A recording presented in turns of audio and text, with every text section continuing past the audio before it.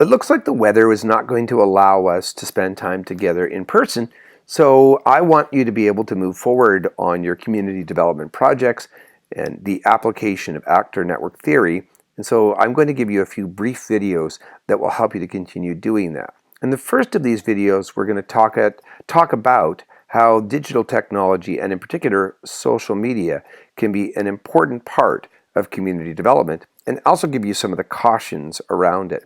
When we talk about digital technology, we mean phones and computers and iPads, we mean websites and email, as well as the more customary social media campaigns and platforms that you may be familiar with.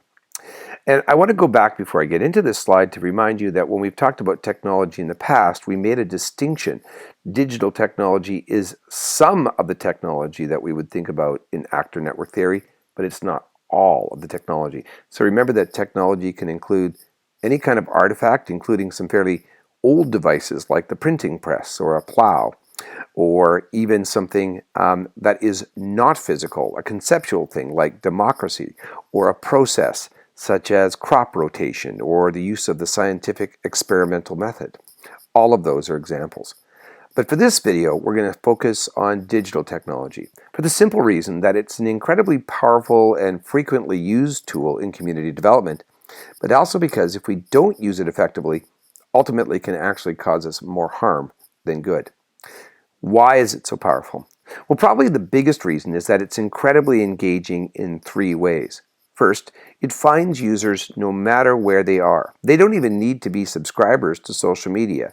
The mainstream media or other users will share the content we put on social media with them. It's on Twitter, soon it'll be on the evening news. It's on Facebook, soon it'll be printed in a newspaper. And so it finds people even when they're just waiting for a bus or in between meetings at work. It's also engaging in the sense that we will grab people's attention, get them to emotionally engage. And there are so many different ways to do this that even if the person isn't, for example, interested in reading something, they might want to do a game, watch a video, or do an online quiz, all of which are possible. And they engage in a third way. They will respond to us. They might give us their comment. They might replicate our content, share it, retweet it, or hashtag it. These are all examples of engagement. And all of that happens in very fast order indeed. It takes very little time to produce content and even less time to get it out there and distribute it. And that reach is very widespread. Geography is not a concern. And if people like our content, it's going to quickly and in an exponential fashion, we'd reach, I should say, a very large audience in terms of the number of people. But even if it only reaches a dozen people, that's pretty impressive. Think about how much logistical work and resources it would take to get those same 12 people to come to a community event. The need for a space, for marketing, for food, technology, and facilitators. All of that is gone when you use technology. And that means it's a very efficient use of resources. It's inexpensive. It doesn't take much money. It doesn't take much expertise. It's not particularly demanding of human time and capacity. It's even better when you consider that you can very quickly get feedback from your users to find out if they believe in your message or in your messaging. You'll remember that we talked about translation as a four-step process. We have to get people to agree on the problem. That was problematization. We have to get them to feel that the problem is their problem. We call that intéressement. We have to get them to agree to take on a role and to work with others within the network, and that was called enrollment. And finally, we have to get them to take action.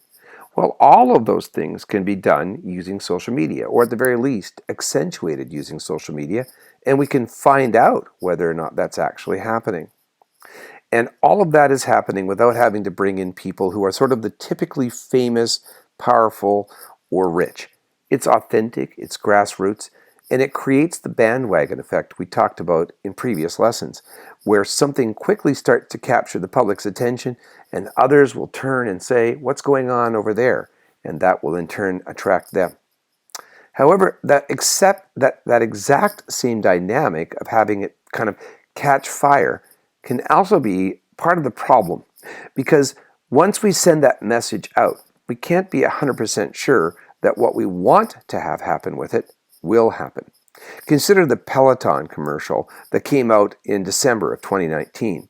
If you're not familiar with Peloton, it's a company that sells stationary exercise bikes. They're very high-end ones. And they put out a rather polished commercial using Twitter and other social media in which a very good-looking husband gives his very good-looking wife this Peloton bike, and she acts as though she has been given the world's greatest gift. The people at Peloton, I'm sure, thought the message they were sending is that this is a really romantic and loving thing to give to your partner at Christmas. But Twitter had a field day and instead turned it into a question about why this husband felt his wife needed to exercise more and why this wife felt that she needed to do so as well. It became useful not in the context of selling exercise bikes, but instead having people question values around marriage and feminism and commerciality. So not only did that not work, but it started to drive sales for Peloton down, and they couldn't undo it. It was out there, and people had captured it as a meme. That's why you'll see companies spending a lot of money on something that on the surface should be free. They are spending a lot of money on producers and writers and consultants who will test and polish messages to make sure that they don't go out there and actually have a contrary effect. So it used to be really cheap, and it is in fact cheap to create user-made content and to use the simple technology. But if you're going to try and do it on a big scale, it can get really expensive to employ the experts. And that's because of something else. And that is the fact that all those people who have a different perspective can use technology like this to their advantage too. They, the opposites, can use it, including people who sometimes are pretty insidious, as we've seen in some recent elections, where people from entirely different countries have been actively trying to manipulate the processes of campaigning in elections. So even your own message can be turned around. For example, you might have seen somebody tweet something, and soon all of Twitter is retweeting it, but to make fun of it or to negate it, or their comments below their video are full of all kinds of negativity. So it can be a bit of a risk to put it out there. Another issue with social media and technology is that sometimes people simply aren't reached because for them, access to those things is not possible for socioeconomic reasons. They may be too poor. They may live in a part of the world that doesn't have a reliable internet connection, or they may be part of a group that is not allowed by their government to have access. Social media has another issue, and that is that whether you're talking about Twitter or anything else, the whole idea is to be concise. Whether the video is a TikTok video 30 seconds long or a tweet that's 248 characters, they don't really allow for a lot of dialogue or the exploration of complex issues. And that can create people just sort of getting into battles back and forth instead of completely creating understanding or collaboration. Instead of seeing a community that mobilizes, often it can become polarized and immobilized. And finally, many people think that when they see something on social media, all they need to do is retweet it or hashtag or change their avi, and they've done something that's really been valuable. Bell Let's Talk Day has definitely had a powerful effect on people in some ways, but at the same time, I wonder at times whether people actually intend to go and do more or whether they feel like they've done enough just by simply clicking retweet. That idea of slacktivism is a big concern for people in community development. So what are some things you can do to use digital media successfully? Well, one of the things I would say to people is don't rely upon it. You have to use it as a complement to other ways of connecting with people, including some pretty old school ways. You're still going to have to get together with people face to face, whether you're having a booth at a community event like a park picnic, or whether you're holding a dinner or a focus group, or showing up to talk to a school in an assembly or classroom. Those are all real ways to build relationship. And relationship building really, really matters in community development. How many times have you tried to reach somebody by emailing them and had their emails have you be ignored by those emailers multiple days, but in a phone call you'd be finished in a few moments? So sometimes you just have to jump in. And don't be afraid to complement that face-to-face contact with other ways. Letters are different than emails. Cards and phone calls, even a text message for some reason, has a different impact. So use social media as part of a suite of other ways of connecting with people and building relationships. Apply what marketers call the rule of threes, which means you should likely not expect to have very many people accept your idea, to become interested or enrolled after just one contact. Instead, it often takes as many as 3 or 4 contacts. And it's particularly important in today's world that you don't just contact them the same way. It's not 3 emails or 3 social media posts. It's often going to be required that you have 3 very different ways. Perhaps you bump into this person at a community event, and then you complement that initial contact by having a follow-up email or by having a social media post or a combination of these things. And by the way, the order doesn't seem to matter as much as the fact that there are 3 contacts in different ways.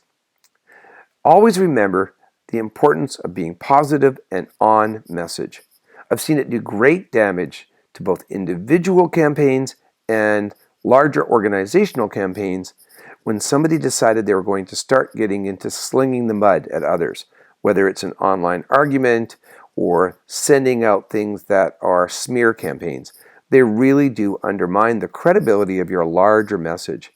So, as we talked about, it's important to think of the narrative you want to share, the metaphor or speaker or translators that you want to really have engaged, and consistently use that message. Keep going back to it. Then pause periodically and at planned times to check on the effectiveness. If you're using social media, almost every social media platform allows you to see the analytics of what you're sending out. You can find out how many people are retweeting that tweet. How long are people watching your videos on YouTube? How many of your Facebook posts have been shared? If you don't know how to use those analytics, take a few minutes and play around with them and find out. You'll be surprised at how easy and how informative they are. When you have real face-to-face connections with people, that's also an opportunity to see whether or not they've heard from you on other platforms. So, at that church basement breakfast or that community park picnic, get into conversations with people. Have little postcards or have wanderers with a clipboard and ask people, where have you heard about us? What have you heard about us? And find out where you are actually getting traction. Don't be afraid to cross-pollinate. Call up organizations with similar interests or messages and see whether or not you can agree to share each other's messages. Your content on their website, their content on yours. You retweet their Twitter, they retweet your Twitter. You take pictures together at the same community events, and you have real people out together at the same community events, going back to point number 1. The more that you're constantly crossing over, you're going to see not only your SEO, your search engine optimization improve, but you're also going to see the human side of that. Real people will know you better. And finally, don't forget that if you don't want slacktivists, you have to create intentional activists. You have to give them a thing or an action menu that they can do. And keep it simple and fun. Think about the ice bucket challenge a few years ago. Pouring ice over our heads really had nothing to do with ALS research, but it captured the minds of people. And soon, everybody was challenging everybody else to pour ice over each other's heads and take funny videos. And even though only a small portion of people understood that they were supposed to also challenge people to make a donation and or make a donation themselves, there were so many people retweeting that video and remaking those videos that even if only 1 or 2% of the people put money into the ALS Research Foundation's coffers, it turned out to be a remarkable achievement. Not only did it give the ALS Foundation a lot of money, but it also gave them a lot of street cred, so that the next time they wanted to work with a large organization or come up with a new idea, people were keen to do it. So there's a lot of power to be had in using digital media, but make sure that you're using these tools and tips to do it effectively.